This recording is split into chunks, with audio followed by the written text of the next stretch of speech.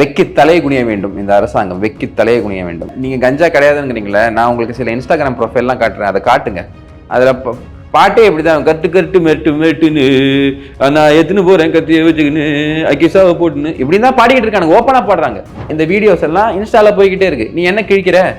Police என்ன பண்ணுது? ஏதோ ஒரு சேனல்ல இன்டர்வியூ கொடுக்குறாங்க. அந்த ரத்த அந்த ஸ்மெல், அந்த ரத்தம் இருக்கக்கூடிய அதே ஷர்ட்ல உட்காந்துருக்கான். ஸ்டேட் என்னையா பண்றீங்க? இங்க இருக்கக்கூடிய உள்துறை அமைச்சர் யாரு? ஹோம் மினிஸ்டர் யாரு? ஸ்டாலின் அவர்கள். அவர் பார்க்கணுமா இல்லையா? அண்டர் மை வாட்ச் இந்த மாதிரி நடந்துக்கிடாக்கன்னா நீ எங்கிருந்து வந்தாலும் இனிமே இது மாதிரி நடக்காது அப்படின்னு பண்ணுமா இல்லையா? சாராயத்துல செத்த நாய்க்கெல்லாம் 10 லட்சம் ரூபாய் கொண்டு போய் கொடுக்குறீங்க. கள்ள சாராயம் காய்ச்சினவன், கள்ள சாராயம் கொடுத்தவன், அதுல செத்தவனுக்கெல்லாம் 10 லட்சம் ரூபாய் கொண்டு போய் கொடுக்குறீங்க. எல்லாமே அரசியல் தானே உங்களுக்கு. அமித்ஷா அவர்கள் மட்டும் இல்ல, பிஜேபியோட ஃபுல் ஃபோக்கஸ் இப்ப வெஸ்ட் பெங்கால் அண்ட் தமிழ்நாடு மேலதான் இருக்கு. பெங்கால் பிஜேபிக்கு சிவிலைசேஷனல் பேட்டில் அப்படின்னா என்ன? அது ஒரு கலாச்சார யுத்தம்.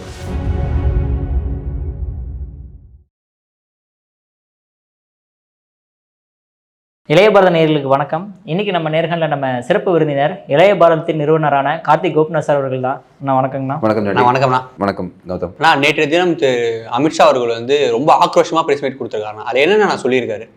அதாவதுங்க, அமித்ஷா அவர்கள் மட்டும் இல்ல, பிஜேபியோட ஃபுல் ஃபோக்கஸ் இப்ப வெஸ்ட் பெங்கால் அண்ட் தமிழ்நாடு மேலதான் இருக்கு. வெஸ்ட் பெங்கால் ரொம்ப முக்கியமா இங்கே பார்க்கப்படுது. அதனாலதான் அமித்ஷா அவர்கள் ஒரு 3 டே டூர் அங்கே போயிருக்காரு. வெஸ்ட் பெங்காலோட என்டையர் கேடர் இருக்கு பாத்தீங்களா, பிஜேபி கேடர் ஃபுல்லி எனர்ஜைஸ்டா இருக்காங்க. இது சாதாரண விஷயமா எடுத்துக்காதீங்க. இது நேஷனல் லெவல்ல ரொம்ப உற்று கவனிக்கப்படுது. இதுக்கு இன்டர்நேஷனல் ராமிஃபிகேஷனும் இருக்கு. என்னையா சொல்றீங்க அப்படின்னு பாத்தீங்கன்னா, பெங்கால் பிஜேபிக்கு சிவிலைசேஷனல் பேட்டில் அப்படின்னா என்ன? அது ஒரு கலாச்சார யுத்தம். வெறும் போர் மட்டும் கிடையாது, ஒரு எலெக்ஷன் மட்டும் கிடையாது அவங்களுக்கு. அதை ரணநீதி அப்படின்னு சொல்லுவாங்க. வெறும் எலெக்ஷன்ல இருக்கக்கூடிய அந்த நுவான்சஸ் மட்டும் கிடையாது. எலக்டோரலி எப்படி ஜெயிக்கணும்னு மட்டும் பார்க்க மாட்டாங்க. அங்க இருக்கக்கூடிய மக்களோட அன்பு, பாசம், அரவணைப்பு பாஜக ஃபுல்லா எடுக்க விரும்புது. அந்த அளவுக்கு ரொம்ப தீவிரமா இறங்கியிருக்காங்க. எப்படி சொல்றேன் அப்படின்னா, உங்களுக்கு எல்லாருக்கும் தெரியும், திரு BL சந்தோஷ் அவர்கள். அவர் தான் பாஜகவோட நேஷனல் ஆர்கனைசேஷன் செக்ரட்டரி, அதாவது அமைப்பு பொதுச் செயலாளர். ரொம்பவே முக்கியமான பொசிஷன்.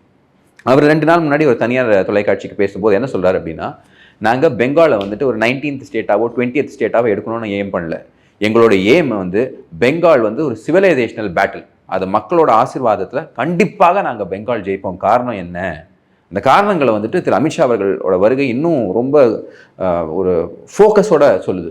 என்ன அப்படின்னு பார்த்தீங்கன்னா, உங்களுக்கு எல்லாருக்கும் தெரியும், பங்களாதேஷோட பார்டர் நமக்கு வெஸ்ட் பெங்காலில் இருக்கு. பயங்கரமான இன்ஃபில்ட்ரேஷன் இருக்கு பார்த்தீங்களா, அதாவது ஊடுருவிகள் இந்த வழியாக தான் வராங்க. போரஸ் பார்டர்ஸ், அதாவது அமித்ஷா அவர்கள் வந்ததுக்கப்புறம் இந்த இன்டர்நேஷனல் பார்டர் எல்லாத்தையுமே நம்ம என்ன பண்ணுறோம்னா ஃபென்சிங் போட ஆரம்பிச்சிட்டோம். BSF, அவர் கீழே இருக்கக்கூடிய BSF அங்கே ஃபுல் கார்டிங் பண்ணிக்கிட்டு இருக்கு. ரொம்ப எஃபெக்டிவ் பெட்ரோலிங் பண்ணிட்டு இருக்காங்க. ஆனால் வெஸ்ட் பெங்காலில் மட்டும் சில இடங்களில் அவங்க அந்த ஃபென்சிங்கை போடவே இல்லை. அப்போ திரு அமித்ஷா அவர்கள் சொல்றாரு, நீங்க வேணும்ட்டே இந்த ஊடுருவிகள்லாம் உள்ள வரணும்னு நீங்க இந்த ஃபென்சிங்கை போடாமல் இருக்கீங்களா? உங்களுக்கு என்ன பிரச்சனை? கிட்டத்தட்ட 7 to 8 தடவை நான் ஹோம் மினிஸ்ட்ரியிலேருந்து அனுப்பிச்சிட்டேன். இங்கே எங்களுக்கு ஃபென்சிங் வேணும், இங்கே நீங்கள் பார்டர் போட்டால் தான் நாங்கள் பார்டர் செக்யூரிட்டி ஃபோர்ஸ் எங்கே போய் பெட்ரோல் பண்ணுவோம்? பார்டர் இருந்தால் தானே. அங்கே இருக்கக்கூடிய அந்த ஃபென்சிங்கை போடுறதுக்கு அதுக்குண்டான லேண்ட் எக்விசிஷன் அதை நீங்கள் பண்ணவே மாட்டேங்கிறீங்க. ஏன் பண்ண மாட்டேங்கிறீங்க? நீங்கள் வேணும்ட்டே இந்த மாதிரி ஆட்களை உள்ள கொண்டு வர வச்சு அவங்கள வச்சு ஒரு ஃபேக் ஓட்டு போட்டு அவங்கள வச்சு இங்கே கலவரம் பண்ணி அங்கே செக்யூரிட்டி ரேட் வந்தாலும் பரவாயில்ல, நீங்கள் ஜெயிக்கணும் அப்படிங்கிற எய்ம் இருக்கா உங்களுக்கு? அப்படிங்கிற விஷயத்தை அவர் ஓப்பனாக எடுக்கிறார். ஸோ இது ஒரு ஓப்பன் பேட்டில் ஆகுது. மம்தா பானர்ஜி அவர்கள் இவரை பார்த்து துஷாசன் அப்படிங்கிறார். மகாபாரத்தில் துஷாசன் ஒரு கேரக்டர் இருக்கும் பார்த்தீங்களா, ரொம்ப பெண்களை இழிவுபடுத்தின ஒரு கேரக்டர். அந்த மாதிரி துஷாசன் அப்படிங்கிறாரு. துஷாசன் நான் சொல்கிறேன், நீ யார் என்ன அப்படிங்கிற விஷயத்த ஒவ்வொன்றா அவர் புட்டு வைக்கிறார். நேஷ்னல் ஒரு செக்யூரிட்டியை காம்ப்ரமைஸ் பண்ணக்கூடிய வேலைகளை இவங்க பண்ணிக்கிட்டு இருக்காங்க அப்படிங்கிற சொல்கிறார். அது மட்டும் இல்லைங்க, இப்போ பெங்கால் இஸ் பர்னிங். அங்கே பெண்களுக்கு பாதுகாப்பே கிடையாது. RG கர் அப்படிங்கிற அந்த மெடிக்கல் காலேஜில் என்ன நடந்தது அப்படின்னு நீங்கள் பார்த்துருப்பீங்க.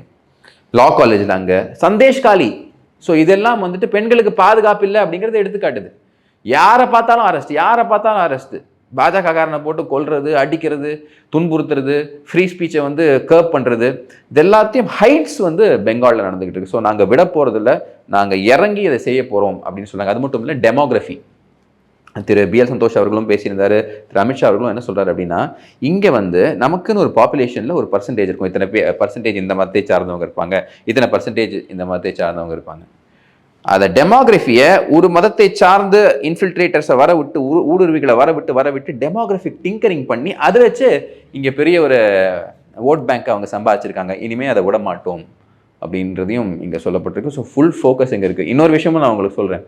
ஏன் பிஜேபி பெங்காலை வின் பண்ண அவ்வளோ தீவிரமாக இருக்காங்க அப்படின்னா, ஷியாமா பிரசாத் முகர்ஜி அவர் தான் வந்து பிஜேபியோட ஃபவுண்டர். அப்போ ஃபவுண்டர் வந்துட்டு நம்மளோட வெஸ்ட் பெங்காலை சார்ந்தவர் தான். So it will be an icing on the cake.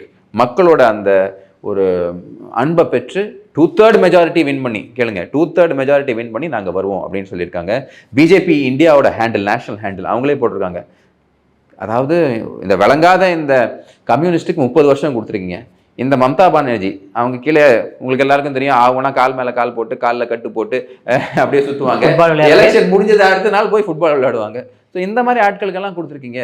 தேசத்துக்கு நாங்கள் பணிபுரியணும்னு ஆசைப்படுறோம், பெங்கால் மக்களுக்கு நாங்கள் பணிபுரியணும்னு ஆசைப்படுறோம், எங்களுக்கு ஒரு வாய்ப்பு கொடுங்க அப்படிங்கிறத பிஜேபி இந்தியா ஹேண்டில் வந்து போட்டிருக்கு. ஸோ இன்டென்ட்டு ரொம்பவே கிளியராக இருக்குது, ஃபோக்கஸும் ரொம்ப கிளியராக இருக்குது. பெங்கால் வில் பி டேக்கன், இதில் மாற்று கருத்தே இல்லை. ஆனால் அடுத்ததாக பார்த்தோம்னா இப்போ கேரளாவில் வந்து நேற்றுக்கு வந்து ஒரு வெர்டிக்ட் கொடுத்துருக்காங்க. அதாவது என்ன அப்படின்னா 12 வருஷத்துக்கு முன்னாடி நடந்த ஒரு கொடூரமான கொலைன்னு, அதாவது 19 வயசு பையன், சின்ன பையன், ஓகேங்களா, ஏபிவிபியில் இருக்கிறான் அப்படின்றதுக்காக, இந்துத்துவா பின்பற்றான் அப்படின்றதுக்காக இஸ்லாமியர்களால் படுகொலை செய்யப்பட்டிருக்காப்புல. இருந்தாலுமே இப்போ நேற்றுக்கு பார்த்தோம் அப்படின்னா எல்லாத்தையுமே விடுதலை பண்ணிட்டாங்களேண்ணா. ஏன் அந்த அளவுக்கு அங்கே ஸ்ட்ராங்காக இது போடல? அதாவது இது நம்ம ஜுடிஷியல் சிஸ்டம் இருக்குது பார்த்தீங்களா, it's a blot on our judicial system. அதற்காக நம்பிக்கை கைவிட வேண்டும் அப்படின்லாம் தேவை கிடையாது. இது வந்து லோவர் கோர்ட் தான், மாவேலிக்கரா செஷன்ஸ் கோர்ட், அங்கே இருக்கக்கூடிய ஜட்ஜ் வந்து இந்த தீர்ப்பை கொடுத்துருக்காங்க. அங்கே ஒரு சிங்கிள் லைனில் முடிச்சிட்டாங்க. அதாவது நிறைய பிறல் சாட்சிகள் இருக்குது, பியாண்ட் டவுட், ப்ராசிக்யூஷன் வந்து பியாண்ட் டவுட் எஸ்டாப்ளிஷ் பண்ண முடியல, இந்த 20 பேர் இருக்காங்க பார்த்தீங்களா, இந்த 20 பேர் இதில் இன்வால்வாக இருக்காங்க அப்படின்னு. பட் நீங்கள் பார்க்கணும், இந்த கேஸில் ரொம்பவே முக்கியமான விஷயம், விஷால் குமார் அப்படிங்கிற அந்த தம்பி 19 வயசு. அப்போ வந்து அங்கே அவர் செங்கனூரில் இருக்கக்கூடிய அந்த காலேஜில் படிச்சிருக்காரு, கிறிஸ்டியன் காலேஜ் நினைக்கிறேன். அப்போ அங்கே என்ன ஆகுது அப்படின்னு பார்த்தீங்கன்னா, இவர் வந்து சவுதியில் படித்தவர், பிறந்து வளர்ந்து சவுதியில் படித்து நல்ல வசதியாக இருந்தவர். சங்கத்துக்கு வேலை செய்யணும், சங்கத்துக்கு ஏதாவது பண்ணணும் அப்படின்னு சொல்லிட்டு அந்த ஆர்வத்தில் அங்கேருந்து கிளம்பி வரார். புரியுதுங்களா? அப்போ அந்த வசதியான வாழ்க்கையை விட்டு இங்கே வந்து சங்கத்தை ஏபிவிபியில் ஜாயின் பண்ணணும், ஸ்டூடெண்ட் விங்கை எடுத்து பண்ணணும் அப்படின்னு. இப்போ பையன் பயங்கர எஃபெக்டிவாக இருக்காக்கல. அங்கே இருக்கக்கூடிய கஷ்டப்படக்கூடிய எக்கனாமிக்கலி பேக்வேர்டு இருக்கக்கூடிய பசங்களுக்கு பாடங்கள் எடுக்கிறதா இருக்கட்டும், உதவி பண்ணுறதா இருக்கட்டும், சங்கம் எப்படி உங்களுக்கு தெரியும், அது வந்துட்டு ஹெல்ப் பண்ணுறதை தான் வந்து ஃபோர் ஃப்ரண்ட்டில் வச்சுருக்கோம். அப்போ நிறைய பசங்க இவங்களை பார்த்து ஓகே இது நல்லா இருக்கு, இவன் நல்லா பண்ணுறானே அப்படின்னு அவங்க பின்னாடி வர ஆரம்பிச்சிருக்காங்க. அப்போ என்ன ஆகுது அப்படின்னு பார்த்தீங்கன்னா, ஒரு நாளைக்கு இந்த ஃப்ரெஷர்ஸ் எல்லாம் வெல்கம் பண்ணக்கூடிய அந்த ஒரு டே வருது. இப்போ கிட்டத்தட்ட ஒரு 10-15 பேர் வந்து ஒரு 4 பேரை டார்கெட் பண்ணுறாங்க. அதை விஷாலை கொல்லணும் அப்படிங்கிறதுல உறுதியாக இருக்காங்க, வேறு யாரும் ரெசிஸ்ட் பண்ணக்கூடாது அப்படிங்கிறனால விஷால், அப்புறமா வந்து விஷ்ணு, அப்புறம் வந்து ஸ்ரீஜித், இவங்க எல்லாரையுமே வந்து அட்டாக் பண்ணுறாங்க. ஆனால் விஷாலை ரொம்ப மோசமாக அடித்து கொண்டுறாங்க. அப்போ என்ன ஆகுது அப்படின்னா, உடனே அது பெரிய அப்ரோர் ஆகுது. ஆனால் வந்து போலீஸ் இன்வெஸ்டிகேஷன் சரியில்லை அப்படின்னு சொல்லிட்டு கிரைம் பிரான்ச்சுக்கு மாற்றுறாங்க. கிரைம் பிரான்ச்சுக்கு மாற்றின உடனே எல்லாருமே இந்த அக்யூஸ்ட் இருக்காங்க பார்த்தீங்களா, 20 பேர். இதில் முக்கியமாக பார்க்கணும் என்னென்னா கிரிமினல் கான்ஸ்பிரசி. அதாவது இது சும்மா ஏதோ போச்சு, நாங்கள் வந்து ஒரு பிரச்சனை, அவன் என்ன சொன்னால் நான் அவனை சொன்னேன், ஃபிட் ஆஃப் ரேஜில் அடிச்சுக்கிறது கிடையாது. கிரிமினல் கான்ஸ்பிரன்சி, பிளான் பண்ணி வந்து இவனை கொலை பண்ணணும்னு வந்திருக்காங்க. அன்லாஃபுல் அசம்பிளி, அதாவது ஒரு சட்டத்துக்கு புறம்பாக எல்லாம் ஒன்று சேர்ந்து கிரிமினல் கான்ஸ்பிரசியோட வெப்பன்ஸை வச்சு இவங்களை கொண்டிருக்காங்க. அப்போ வெப்பன்ஸை ரிகவர் பண்ணுறாங்க, கிரைம் பிரான்ச்சுக்கு போது வெப்பன்ஸை ரிகவர் பண்ணுறாங்க.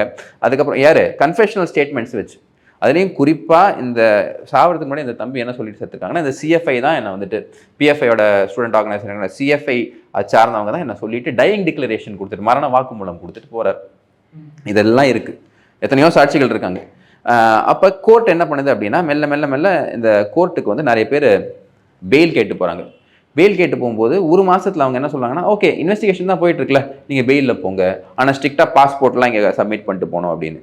அப்போ என்ன பண்ணுறாங்கன்னா, பேரிட்டி கிரவுண்டில் 20 அக்யூஸ்டா சார், அவனுக்கு பெயில் கொடுத்தீங்களா, எங்களுக்கும் கொடுங்க அப்படின்னு. அதில் பார்த்தீங்க அப்படின்னா ஒருத்தனுக்கு மட்டும் என்ன சொல்கிறாங்கன்னா, பெயில் கொடுக்க முடியாது. காரணம் என்னென்னா, இவன் வந்து மாஸ்டர் மைண்டு, இவன் வந்து அங்கே இருந்தது மட்டும் இல்லை மாஸ்டர் மைண்டு அப்படின்னு அவனுக்கும் பெயில் கொடுக்கல. அதுக்கப்புறமா ரொம்ப நாள் கழிச்சு அவனுக்கும் பெயில் கொடுத்துட்றாங்க. ஸோ இது அப்படியே போய் எப்போ பாருங்கள், 2012 நடந்து 2013 கிரைம் பிரான்ச் எடுத்து 2025 ஜட்ஜ்மெண்ட் வருது. வந்து நிறைய பேர் பிறல் சாட்சி ஆகிட்டாங்க, நிறைய பேர் வந்து மாற்றி கொடுத்துட்டாங்க அப்படின்னு சொல்லிட்டு ப்ராசிக்யூஷன் தரப்புலையும், அதாவது ஸ்பெஷல் ப்ராசிக்யூட்டர் வேறு ஒருத்தரை அப்பாயின்ட் பண்ணுறாங்க இந்த கேஸ் அசிஸ்ட் பண்ணுறது. இது எல்லாம் பண்ணியும் ஒரு செஷன் கோர்ட்டில் இவன் வெளில வந்திருக்கான். ஆனால் கேள்வி சிம்பிளான கேள்வி, யார் கொண்டா இவனை, யார் கொண்டா? அப்போ என்ன கிரிமினல் ஜஸ்டிஸ் சிஸ்டம் இது? அவன் குடும்பத்தில் எவ்வளோ கடுப்பாக இருக்கும். 19 வயசு பையன். 19 வயசு பையன். அப்போ இது பண்ணியிருக்கிறது யாருன்னு உங்களுக்கு எல்லாருக்கும் தெரியும். அப்போ ப்ரொசீஜரல் கிரவுண்டில் மட்டும் உன்னால் எஸ்கேப் பண்ண வைக்கணும்னா அந்த ஸ்டேட்டு அதை ஃபோர்ஸ்ஃபுல்லாக ஃபாலோ பண்ணல. இதுதான் இந்துக்களோட நிலைமை. இப்போ ஏன் ஜெயிச்சாங்கன்னு தெரியுதா உங்களுக்கு?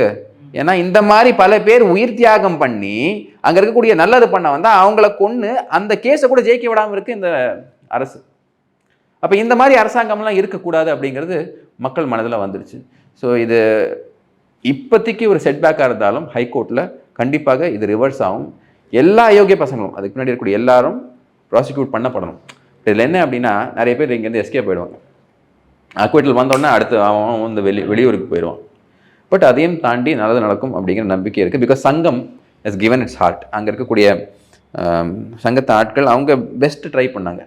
பட் ப்ராசிக்யூஷன் எப்படி இருக்கும்போது யார்? Communist government. அவன் என்ன பண்ணுவான்? அதுதான் இங்கே இருக்கக்கூடிய பிரச்சனை. பட் அதை தாண்டி கான்ஸ்டியூஷனல் கோர்ட்ஸில் நியாயம் கிடைக்கும் அப்படிங்கிற நம்பிக்கை நமக்கு இருக்குது. ஆனால் இப்போ அங்கே அந்த மாதிரி நடந்திருக்குண்ணா. இங்கே பார்த்தீங்கன்னா திருத்தணியில் ஒரு சுராஜ்னு அந்த ஒரு நபரை வந்து ஒரு வெறும் 19 வயசு பசங்கண்ணா அடிச்சு அந்த கத்தியை வச்சு அடின்னு அடிக்க அந்த வீடியோ பார்க்கும்போது நம்மளுக்கு ஒரு மாதிரி அப்படியே கண்ணெலாம் கலங்குதுண்ணா. தமிழகத்தில் இந்த மாதிரி இருக்குது.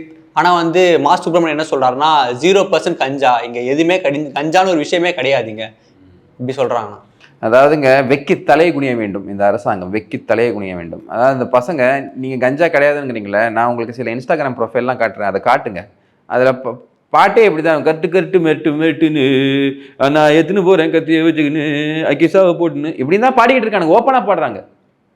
ஓப்பனாக இந்த கஞ்சா அப்புறம் இந்த அதுக்கு என்னென்னமோ பேர் வச்சுருக்காங்க, கஞ்சா கிசா அப்படின்லாம் என்ன பேர் வச்சுருக்காங்க. Basically narcotic substances. அது எல்லாத்தையும் எடுக்கக்கூடிய இந்த வீடியோஸ் எல்லாம் இன்ஸ்டாவில் போய்கிட்டே இருக்குது. நீ என்ன கிழிக்கிற? போலீஸ் என்ன பண்ணுது? எதிர்கட்சிக்காரன் ஏதாவது பேசினானா அவனை தூக்கி உள்ளே போடுறதை தவிர போலீஸ் நீங்கள் இந்த இடத்துல என்ன பண்ணுறீங்க? அதுதான் கேள்வி. இந்த மாதிரி ஓப்பனாக நிறைய ப்ரொஃபைல்ஸ் இருக்குது. ஒரு 4 ப்ரொஃபைலை தூக்கி உள்ளே போட்டு மாவு கட்டு போட்டால் தானே நானே மணி எவனும் பண்ண மாட்டான். சொல்லுங்கள். இந்த பர்டிகுலர் கேஸில் இது இந்த கஞ்சா கலாச்சாரத்துக்கு நம்ம நெக்ஸ்ட் வருவோம். பட் இந்த பர்டிகுலர் கேஸில் சில எனக்கு சந்தேகங்கள் இருக்குது. அந்த அடி போட்டு அடித்து ரத்த வெள்ளத்தில் கிடக்குறான். போலீஸ் தரப்பில் என்ன சொல்லப்படுது? நான் திரு அஸ்ராகர் அவர்கள் சொல்கிறாரு, அவர் வீட்டுக்கு போயிட்டாருங்க அப்படிங்கிறார். அவர் கிளம்பி போயிட்டாருன்னு. எப்படியா கிளம்பி போக விடுவீங்க? இவ்வளோ குரூசம் இன்சிடென்ட் நடந்திருக்கு. அவன் விக்டிமு, அவனை பாதுகாக்கணுமா இல்லையா? அவன் எப்படி கிளம்பி போயிட்டான்? அதுவும் ஏதோ ஒரு சேனலில் இன்டர்வியூ கொடுக்குறாங்க. அந்த ரத்த அந்த ஸ்மெல்லு, அந்த ரத்தம் இருக்கக்கூடிய அதே ஷர்ட்டில் உட்காந்துருக்கான். ஸ்டேட் என்னையா பண்ணுறீங்க? உன்னோட நெக்லிஜென்ஸ்னால தான் இந்த மாதிரி பசங்கள்லாம் இருக்காங்க, இவ்வளோ பெரிய பிரச்சனை நடந்திருக்கு. அது ஒன்றும் இல்லை. அவர் வீட்டுக்கு போயிட்டாருன்னா என்ன அர்த்தம்? உண்மையிலேயே அவன் வீட்டுக்கு போயிட்டாங்கிற சந்தேகம் வருமா இல்லையா? அவன் எங்கே இருக்கான், யார், எதுக்கு வந்திருக்கான், எதுக்கு இப்படி நடந்துச்சு, இதெல்லாத்தையும் கிளியராக எஸ்டாப்ளிஷ் பண்ண வரைக்கும் அவனை ப்ரொடெக்ட் பண்ணி வைக்கணுமா இல்லையா? ஒரு மனிதாபிமான அடிப்படையில் இங்கே இருக்கக்கூடிய அமைச்சர்கள்லாம் போய் பார்க்கணுமா இல்லையா? இங்கே இருக்கக்கூடிய உள்துறை அமைச்சர் யார், ஹோம் மினிஸ்டர் யார், ஸ்டாலின் அவர்கள், அவர் பார்க்கணுமா இல்லையா? அண்டர் மை வாட்ச் இந்த மாதிரி நடந்துக்கிடாக்கன்னா நீ எங்கேருந்து வந்தாலும் இனிமேல் இது மாதிரி நடக்காது அப்படின்னு பண்ணணுமா இல்லையா? அதெல்லாம் பண்ணவே இல்லை. சாராயத்தில் செத்த நாய்க்கெல்லாம் 10 லட்ச ரூபா கொண்டு போய் கொடுக்குறீங்க. கள்ள சாராயம் காய்ச்சினவன், கள்ள சாராயம் கொடுத்தவன், அதில் செத்தவனுக்கெல்லாம் 10 லட்ச ரூபா கொண்டு போய் கொடுக்குறீங்க. எல்லாமே அரசியல் தானே உங்களுக்கு. ஸோ இது ரொம்பவே கேவலமான ஒரு சிச்சுவேஷன். நீ அரசியல் எல்லாத்தையும் விட்டு இதில் இருக்கக்கூடிய உண்மையை பாரு. கஞ்சா இங்கே ரொம்ப பெரிய பிரச்சனையாக இருக்குது. அதனால தான் மறுபடியும் இந்த இன்ஸ்டா ப்ரொஃபைல்ஸ் எல்லாம் காட்டுறேன். நான் உங்களுக்கு சில ப்ரொஃபைல்ஸ் எல்லாம் காட்டுறேன் பாருங்கள். இது எல்லாத்தையும் போய் பாருங்கள். ஓப்பனாக பண்ணுறானுங்க. இந்த கஞ்சா கிசாங்கிறது எல்லாத்தையும் போட்டுட்டு வண்டி எடுத்து ஓட்டுறானுங்க. இப்போ இன்றைக்கி நம்ம சேனலில் நம்ம ஒரு எடுத்து ஒன்று போட்டிருக்கோம். வண்டியில் நம்பர் பிளேட் ஒன்றும் இல்லை. இதெல்லாம் போட்டு வெளில போகும்போது இப்போ இன்னைக்கு திருத்தணியில் பார்த்தீங்கன்னா, திருத்தணியில் சும்மா போகிறவனோடத்துல போய் பலார்னு அடித்து அவங்க மயக்கம் போட்டு கீழே வந்துட்டான். எதுக்கு? எல்லாம் அந்த கஞ்சா போதையில். அப்போ வெளியில் உன் வீட்டில் இருக்கவன், என் வீட்டில் இருக்கவங்க, பெண்கள்லாம் வெளியே போகணுன்னா எப்படி, எந்த நம்பிக்கையில் அனுப்ப முடியும்? எந்த நம்பிக்கையில் நான் அனுப்ப முடியும்? நீங்கள் என்ன சொல்கிறீங்க சார்? கஞ்சா போதையில் முறைச்சான் அதனால அடித்தான், நார்த் சவுத்தெல்லாம் கிடையாது. ஏன்டா முறைச்சான் அடிக்கிறான், முறைச்சா கஞ்சாவை போட்டு அடிப்பான் அப்படின்னா நீ என்னையா ஆட்சி நடத்திக்கிட்டு இருக்க? இதை நீ என்கரேஜ் பண்ணிக்கிட்டு இருக்கியா? இது எவ்வளோ பெரிய கேவலம் இதெல்லாம். ஆனால் கேட்டால் என்ன சொல்கிறது? கஞ்சாவே கிடையாது. ஆமாம், கஞ்சாவே கிடையாது, எல்லாத்தையும் தீர்த்துட்டானுங்க. அடுத்த ரவுண்டு இப்போ ரெடி பண்ணிக்கிட்டு இருக்கானுங்க. அந்தளவுக்கு கன்சம்ஷன் ஹெவியாக இருக்குது. So this is worst state of affairs. வெக்கி தலைகுனியணும். 2026 மக்கள் உங்களுக்கு தக்க பாடம் நடத்துவாங்க அப்படிங்கிறதுல எந்த மாற்று கருத்தும் கிடையாது. ஆனால் இருந்தாலுமே இப்போ ஒரு விஷயம் என்ன எழுது அப்படின்னா, இதெல்லாம் இதுக்கு இவங்க இந்த மாதிரி பிள்ளைங்கோ மற்றவங்களாம் வந்து ரீல்ஸ் பண்ணுறது, கத்தி வச்சு இது பண்ணுறது, இதெல்லாமே வந்து மூவிலேருந்து அப்படியே அவங்க வந்து காப்பி அடிக்கிறாங்க. மூவி தான் எங்களுக்கு இன்ஸ்பிரேஷனாக இருக்குது, அந்த மாதிரி விஷயங்களும் வருது. இல்லை, இங்கே டெஃபினெட்லி இந்த டேரக்டர்ஸ் எல்லாம் வந்து ரெஸ்பான்சிபிலிட்டி எடுத்துக்கணும். பட் நான் வந்து ஒரு ஃப்ரீ ஸ்பீச் அப்சல்யூட்டிஸ்ட். நான் என்ன நம்புறேன்னா, யாருக்கும் எல்லாருக்கும் அந்த உரிமை இருக்கணும் ஃப்ரீ ஸ்பீச் கொடுக்கறது. பட் அது யார் பார்க்குறாங்கன்னு இருக்கணும். அடல்ட்ஸ் பார்க்கலாம். அடல்ட்ஸ் பார்க்குறதுக்கு தான் அந்த ஏ கிளாசிஃபிகேஷன் இருக்குது. அடல்ட்ஸ் பார்க்கலாம், ஆனால் குழந்தைங்களுக்கு இது போய் சேருதே, எல்லா கையிலையும் மொபைல் இருக்கே. அப்போ பேரண்டல் சூப்பர்விஷன் இங்கே இல்லை, தாய் தந்தையரோட சூப்பர்விஷன் இல்லை. சோஷியல் மீடியாவில் எல்லா வயசுக்கு கீழே போய் அந்த சோஷியல் மீடியாவில் போய் சேர்ந்துறாங்க. எல்லாருக்கும் இப்போ குழந்தையிலேருந்து இந்த மொபைலை கொண்டு போய் கொடுத்துட்றாங்க. அதில் என்ன வருது ஏது வருது அப்படின்னு நமக்கு தெரியாது. உன் சர்ச் ஹிஸ்ட்ரி உன் பையனுக்கு போகும், உன் அம்மா சர்ச் ஹிஸ்ட்ரி வந்து குழந்தைக்கு போகும். ஸோ இது எல்லாமே அவங்கள பாதிக்குது. அதனால் பேரண்டல் சூப்பர்விஷன் இல்லாதது இங்கே ஒரு பெரிய ஒரு பிரச்சனை. அது மட்டும் இல்லை, இங்கே இந்த சோஷியல் மீடியாவை யூஸ் பண்ணி இந்த கஞ்சா கிசா அப்புறம் வந்து இந்த சரக்கு இந்த வைலன்ஸ் எல்லாத்தையும் ப்ரொமோட் பண்ணிகிட்டு இருக்கிற ப்ரொஃபைல் மேலே ஒரு போலீஸ் வந்து ஒரு ஸ்ட்ரிக்டான ஆக்ஷன் எடுக்கல. எப்போ எடுக்கிறாங்களோ அந்த பயம் இருக்கும் பார்த்தீங்களா, அந்த ஒரு டிட்டரண்ட் ஃபேக்டர்பாங்க, அந்த பயம் தான் இவங்களை வந்து சரி பண்ணும். இல்லைனா இது விளங்கவே விளங்காது. ஓகேண்ணே, இப்போ வந்து இதுக்கு இந்த பசங்களாம் இப்படி தான் இருப்பாங்கன்னு வச்சுக்கினேன். பட் இவங்கெல்லாம் திருத்துறதுன்னு ஒரு விஷயம் இருக்கணும்லண்ணே. ஓகேங்களா, எல்லாத்தையும் பண்ணால் செய்கிறோம் அடிச்சு கொடுக்குறோம் அந்த மாதிரி இல்லாமல் இவங்க திருத்தணுன்ற ஒரு விஷயம் இருக்கணும்லண்ணே. இல்லை, அதுக்கு வந்து டெஃபினட்டாக ஒரு ஹோலிஸ்டிக் அப்ரோச் வேணுங்க. ஃபஸ்ட்டு இதை தடுக்கணும், யாரெல்லாம் பண்ணுறாங்களோ அவங்கள பியூனிட்டிவ் ஆக்ஷன் கொடுக்கணும்.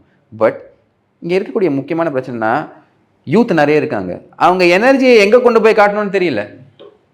இப்போ நம்மலாம் சின்ன வயசில் இருக்கும்போது நிறைய கிரவுண்ட் இருந்தது, நிறைய இடத்துல போய் விளையாடலாம். ஓகே, இப்போ பார்த்தீங்க அப்படின்னா ஜிம்ஸ் எல்லாம் இருக்குது, ஆனால் எல்லாமே காஸ்ட்லியாக இருக்குது. அரசாங்கம் என்ன பண்ணணும், நீ வந்து பார்க்கு திறக்கிற, ஆனால் அந்த மாதிரி ஜிம்ஸை திறக்கணும். எங்கே கஷ்டப்படக்கூடிய எக்கனாமிக்கலி பேக்வர்ட் செக்ஷன்ஸில் இருக்கக்கூடிய ஆட்கள் வந்து ட்ரெயின் பண்ணுறதுக்கு ஜிம்மை தொடக்கணும். அதே மாதிரி கிரவுண்ட்ஸை நிறைய தொடக்கணும். ஜாகிங்க்கு நீங்கள் பார்த்தீங்கன்னா இப்போ இருக்கும் ஒரு ஜிம்மில் ஒரு ஜாகிங் பார்க்கில் எல்லாரும் ஓடிக்கிட்டு இருப்பாங்க. அந்த மாதிரி நிறைய ஜாக்கிங் பார்க்ஸை நீங்கள் திறக்கணும். ஸோ ஃபிசிக்கலாக இந்த பண்ணக்கூடிய விஷயங்கள் எல்லாத்தையுமே கொஞ்சம் எனர்ஜியை கொண்டு போய் செலுத்தக்கூடிய விஷயங்கள் எல்லாத்தையுமே கவர்மெண்ட் வந்து ஒரு உத்வேகம் கொடுக்கணும். அதெல்லாம் பண்ணி இந்த விஷயங்களை ஸ்டாப் பண்ணால் மட்டும்தான் ஹோலிஸ்டிக்காக ஒரு யூத்தோட டெவலப்மெண்ட் இருக்கும் அப்படிங்கிறது என்னோட கருத்து. உங்கள் அற்புதமான கருத்துக்களை இளையபாலனோட பந்தற்கு மிக்க நன்றிண்ணா. மிக்க நன்றி. வணக்கம். ஜெயஹிந்த்.